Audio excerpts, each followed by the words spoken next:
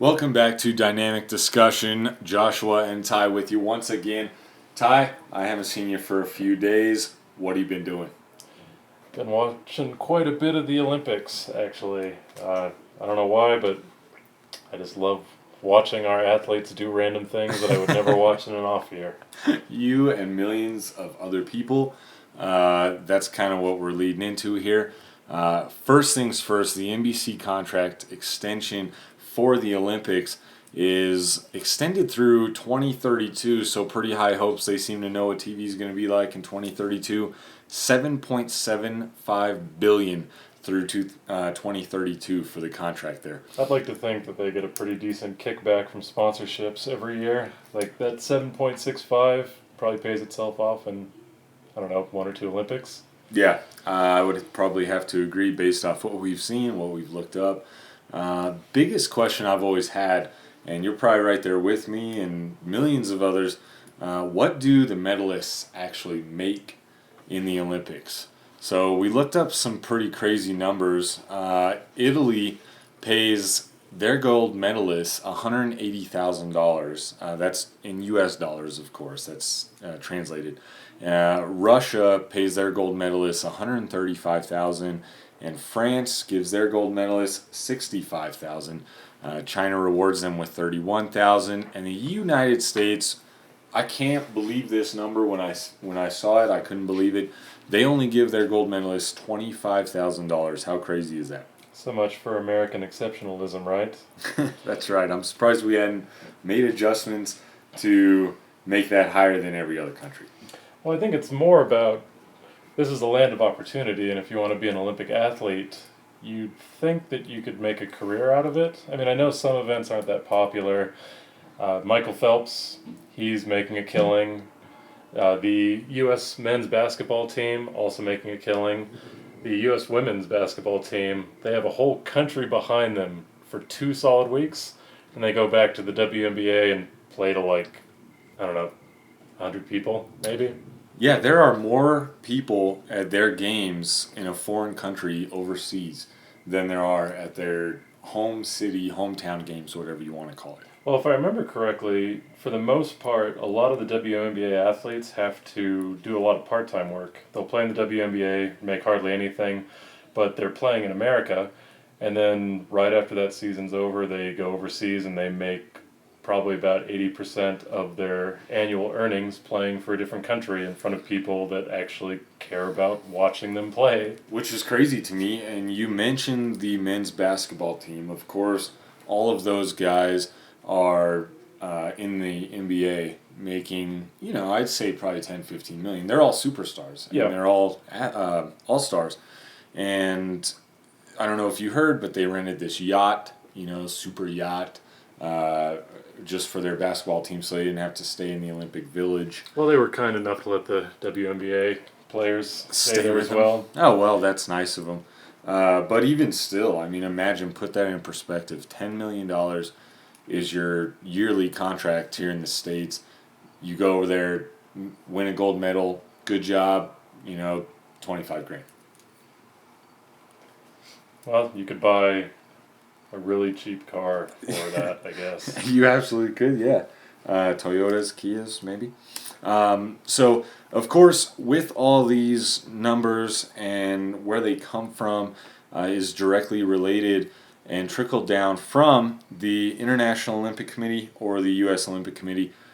Ty, what's the International Olympic Committee all about? Essentially, they're just a governing branch that takes in money from sponsorships and the NBC deal, and from there they trickle down whatever money they make. So just for example, from 2013 to 2016, they brought in roughly $1.375 billion from the sponsors and NBC.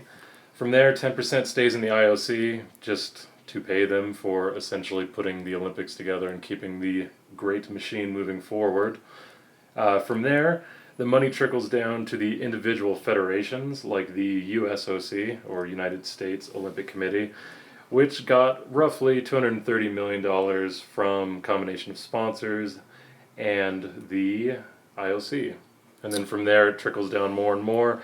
Obviously sports that you have a better chance of medaling in or are more popular in America, we tend to give more money to. U.S. track and field, for example, gets about 1.1 million, or their CEO rather gets about 1.1 million. So there's a lot more emphasis on track and field. Swimming, their CEO gets a little short of a million.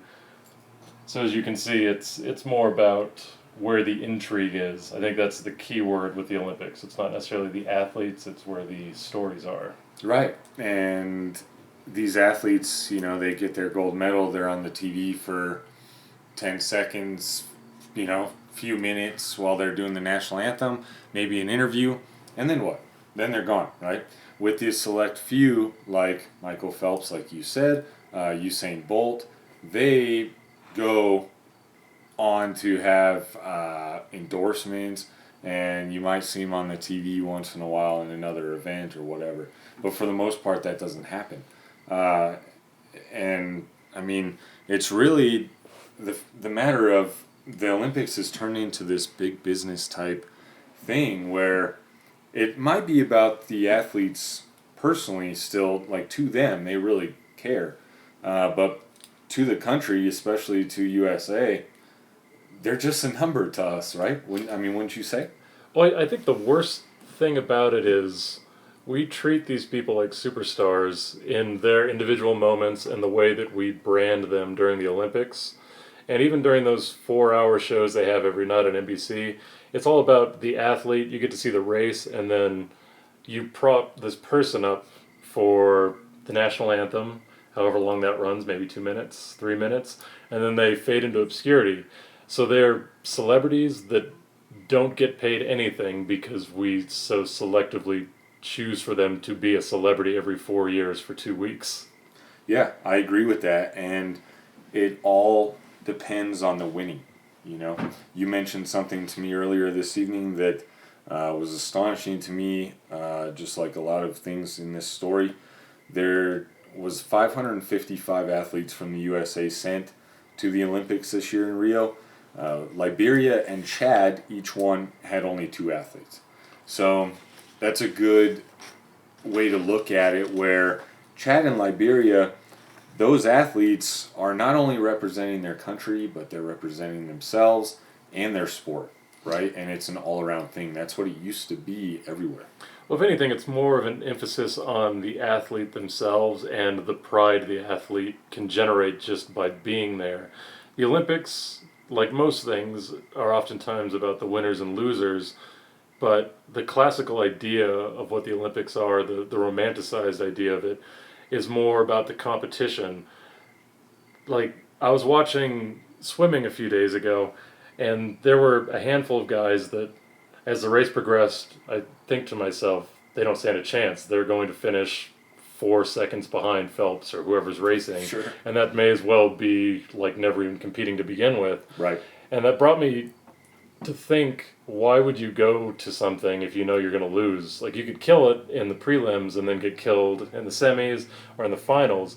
But for a lot of these athletes outside of America, China, Russia, basically the big powerhouses that win most of the medals, it's more about the athlete making it to the Olympics more so than the athlete succeeding at the Olympics. Right. And I feel like that's something that the bigger countries ignore. It's just about the winning now. Absolutely. And it leads me to think, are the medals earning money, or is the money earning medals? It's one of those things where, like, you have countries like Singapore who, if any of their athletes get a gold medal, it's $746,000. Now, in these games in Rio, they have not done that yet.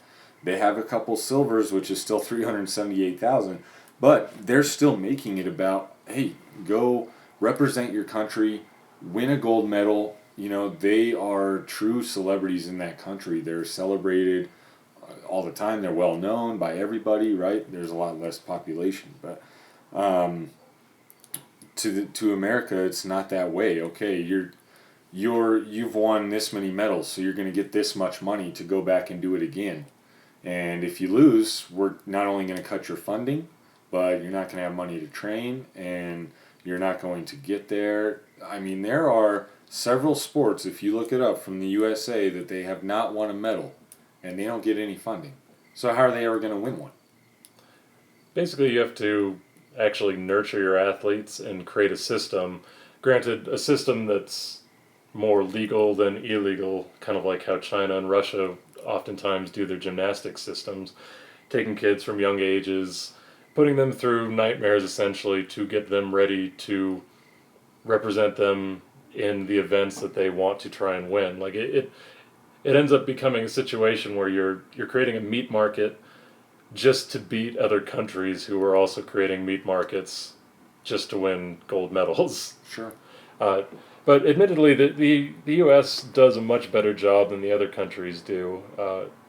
But where we kind of lack in terms of compassion is for the losers. Look at the you have to remind me. I think it was 2004, the Greek games where the U.S. men's basketball team went, and I think they won the bronze, and they were the biggest joke ever because we're America, we have the NBA, we have the greatest athletes, and we lost. How did you lose? It wasn't just about being there; it was about conquering. Right.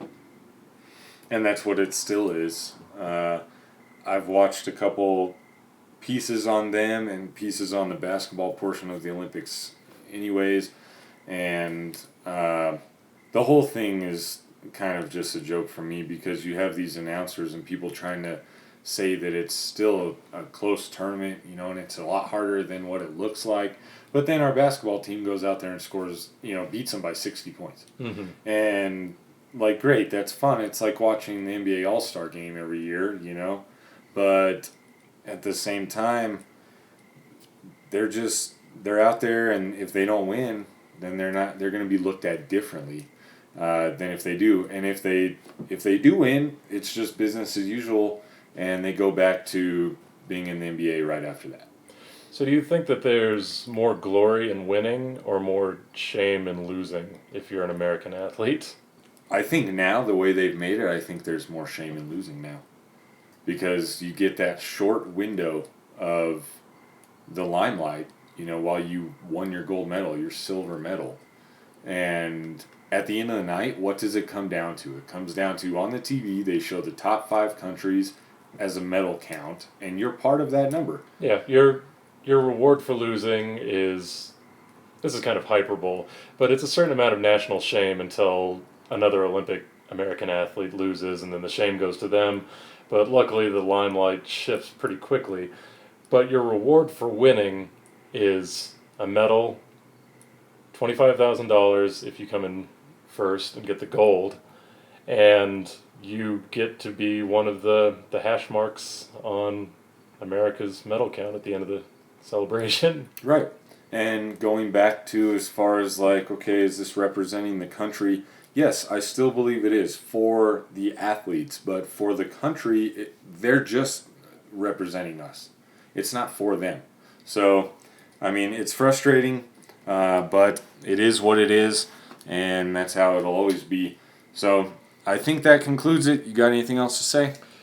If you appreciate these athletes as much as you'd like to think, or as NBC would like to make you think, next Olympics, find their GoFundMe page, throw them some money. Absolutely, I agree with that. They need money, and we all want to see them compete. Once again, this has been Dynamic Discussions about the Olympics. Watch our first video. It was great. All about Suicide Squad. Follow us on Facebook, Twitter, and Gmail. If you want to send us an email, those links are below the video. And have yourselves a good night.